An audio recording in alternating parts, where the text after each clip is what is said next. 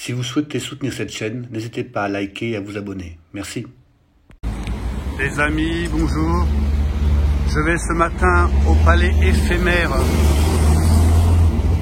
dans le 15e arrondissement pour aller voir l'exposition du Tour Auto. Alors, petite vidéo pour faire voir le quartier. Là, on est vraiment chouette. On est à la mode Piquet-Grenelle. Et vraiment, je kiffe ces quartiers parisiens. Ils sont vraiment super bien. Et puis là, je vais aller boire un petit café. Je vous emmène avec moi. Je vais aller boire un petit café. Bon, les amis, je me suis trompé d'entrée. Donc, on va passer par là. Et là, ça devrait le faire. Alors, peut-être ils sont fermés. Non, non, non, c'est bon, c'est ouvert. Voilà, les amis. Bonjour, monsieur. On va aller boire un petit café ici, ce sera sympa. Voilà. Les amis, bonjour. Eh bien non, ce n'est pas Vauban. Eh bien non, ce n'est pas Suresnes. Ce n'est pas Versailles. C'est Paris 15e. Et je suis un petit peu en avance. Je vais voir le Tour Auto. En tout cas, je vais voir l'exposition des véhicules qui se trouve dans le palais éphémère. Et donc, je vais pouvoir rentrer vers les coups de 10 h.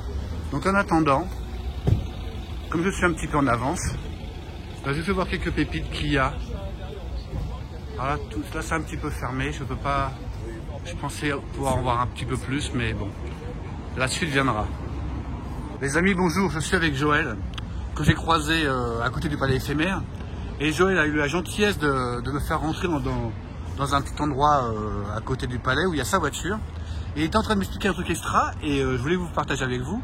C'est-à-dire que Joël, je vous fais voir tout de suite, il a une Ford Mustang qui reprend les codes du film Un homme et une femme de Claude Lelouch. Donc Joël, peux-tu nous en dire un peu plus sur ta Ford Mustang qui a tourné dans Un homme et une femme 2, c'est bien ça? Exactement, donc c'est pas la voiture du film parce qu'elle a brûlé en 67 la voiture, film tourné en 66, brûlé en 67, ouais, donc elle aurait disparu, on l'a jamais revue cette voiture. D'accord. Et moi j'habite à Deauville et un jour je me suis dit je vais faire une réplique de la voiture du film. Génial. Pour emmener ma femme au restaurant dans la voiture la plus romantique au monde. Super. Ça part de là. Et 5 mois après, coup de téléphone, j'étais dans un aéroport, je réponds bonjour, je suis Martine Lelouch au téléphone et on a besoin de votre voiture pour la suite du film, les plus belles années d'une vie. Génial. Donc la voiture est devenue la voiture officielle parce que l'image est très protégée, hein. Le numéro 184 il est déposé partout, on n'a pas le droit de l'utiliser en dehors du respect du film. Et donc cette voiture est la voiture officielle et la voiture des plus belles années d'une vie. Ce qui veut dire que si on veut faire une réplique de cette voiture, est-ce qu'il faut demander à... On ne peut pas en faire une utilisation commerciale. D'accord, mais on a le droit de la répliquer. On peut, comme les bulites, comme à titre personnel, pour emmener sa femme au restaurant, on peut faire une autre 184, il n'y a pas de problème. Mais par contre, on pour l'exploiter financièrement, c'est autre chose. Commercialement. Commercialement, pardon. Donc, même un reportage dans un magazine, je pense que ça... Voilà, il y a un cadrage de l'image de la voiture la plus romantique au monde. D'accord, très bien. Est-ce que tu peux nous faire un petit tour du propriétaire? Alors, quelle année cette Ford Mustang? C'est une... Approche-toi. Donc c'est une Mustang... À côté d'elle, je te vois, voilà. Donc c'est une Mustang 66, ça. 66. Voilà, c'est ça. Et alors, c'est pas un HP, mais c'est une voiture... Qu'est-ce qu'un HP, alors? Alors, au niveau des motorisations, c'était le même moteur, 289, mais par contre, il y avait 3 puissances. D'accord. Et la voiture du film, c'est ce qu'on appelle un HP, donc haute performance, et elle faisait 270 chevaux. Voilà, 270 chevaux, d'accord. Alors que celle-là doit en faire 230 ou 240. Mais c'est une française d'époque, donc c'est une voiture qui a été vendue par Ford à l'époque, donc en 1966, ça c'est important. D'accord. Même intérieur, même extérieur, même... l'intérieur est magnifique. Ouais. C'est une voiture qui a déjà fait le Tour Auto et c'est une voiture qui est... Et quand tu l'as fait restaurer ou elle était déjà dans cet état-là? J'ai mis beaucoup de temps, j'ai mis 3 ans à trouver cette voiture parce que je voulais vraiment que ce soit une française d'époque.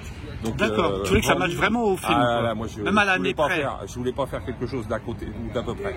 Et donc 3 ans pour trouver la voiture et puis quand on l'a récupérée, alors elle était roulante mais on a quand même fait beaucoup de travaux avant de faire le Tour Auto en 2019 et la sortie du film Les plus belles années d'une vie. Et alors attention parce que la voiture va arriver à Cannes au pied du Palais des Festivals, où Claude Lelouch a eu sa Palme d'Or en 1966. C'est génial. En plus, j'adore ces films, j'adore, voilà, comme beaucoup de gens d'ailleurs. Mais... Alors, il sera peut-être là ce soir.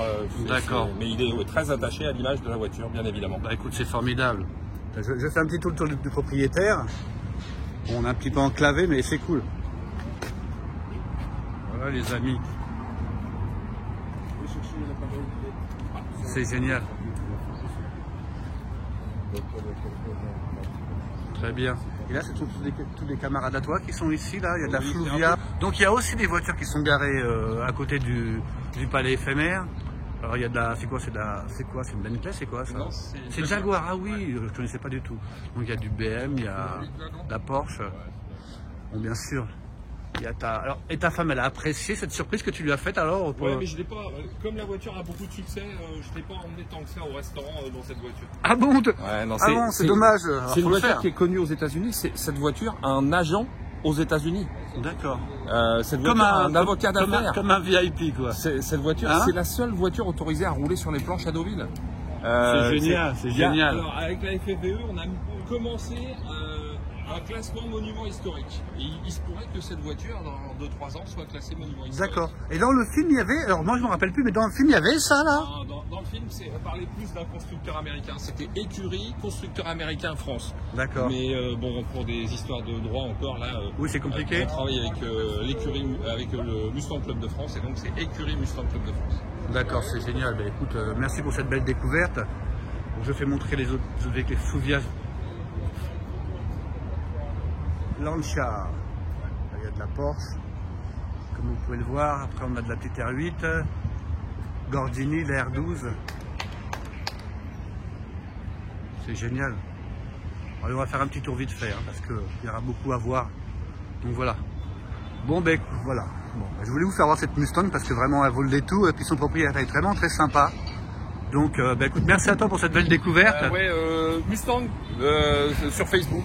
Ouais. La voiture a des followers et a une page Facebook. Voilà. Très bien. Donc, Avec, comme une personnalité. Ouais, il y a une personnalité dans cette voiture. Voilà, c'est ça, elle est habitée. Voilà, c'est ça. Il y a l'esprit de Jean-Louis Duroc, Jean-Louis Trintignant, qui nous a quittés l'été dernier. Très bien. Écoute, je te remercie, c'était vraiment très sympa de ta part. Et suivez le Tour Auto, donc sur les pages de la voiture. Super, belle promo. Voiture, il y a des dizaines, des centaines d'anecdotes et je vais te demander d'additionner 1 plus 8 plus 4. 13. Exactement. Les films 13, Claude Lelouch. Oui, exactement. Mais ça, c'est un hasard, c'est un concours de circonstances parce que quand ils ont fait le Monte Carlo en 1966, il y avait deux voitures, il y avait la 145 et la 184. Et Claude Lelouch, dans le film, est avec Jean-Louis Trintignant et Henri Chemin sur la 145. Et ils se sont rendus compte que Gréder et Delalande sur la 184 et que 184 ça faisait 13. Et c'est pour ça que dans le film Un homme et une femme, Jean-Louis Trintignant est sur la 145 au Monte Carlo et quand il arrive à Deauville, par miracle, il est sur la 184. D'accord. Film 13. Donc au départ, ça n'a pas été pensé. Pas du tout, c'était le hasard. C'est le hasard. Claude Lelouch dit souvent que le hasard a du talent. Ouais. Je confirme. Bon, très bien. Bah, écoute, merci pour cette anecdote. Je te souhaite bonne route, bon voyage avec. Non, tu l'as mis en remorque, tu l'as remorqué. Ah non, mais non, c'est une voiture qui fait le tour auto, qui fait des rallyes, donc c'est une voiture qui vit. Et sur la route, alors tu dois être plébiscité, on doit te saluer. Ah, oui, évidemment, c'est une voiture que je ne vais pas dire que tout le monde connaît, parce qu'il y a quand même un effet générationnel. Exactement, c'est là où j'allais en venir. Ouais, c'est ça. Mais alors, c'est incroyable parce que les gens âgés, bien sûr, connaissent le film. Mais par contre, les gamins adorent les Mustangs. Oui. Donc, sur le tour en 2019, moi, je vais peut-être être un peu prétentieux, mais on a plus de succès avec la Mustang du film Un homme et une femme qu'avec une Ferrari à $1 million. Oui, je comprends. Voilà. Alors que ça, il y en a eu des millions. Bien sûr, bien sûr. Mais écoute, merci pour cette belle découverte encore une fois et bonne route à toi. Merci beaucoup. Donc voilà un petit bonus. Le propriétaire a souhaité mettre les plaques originelles du film. On va jusqu'au bout du détail.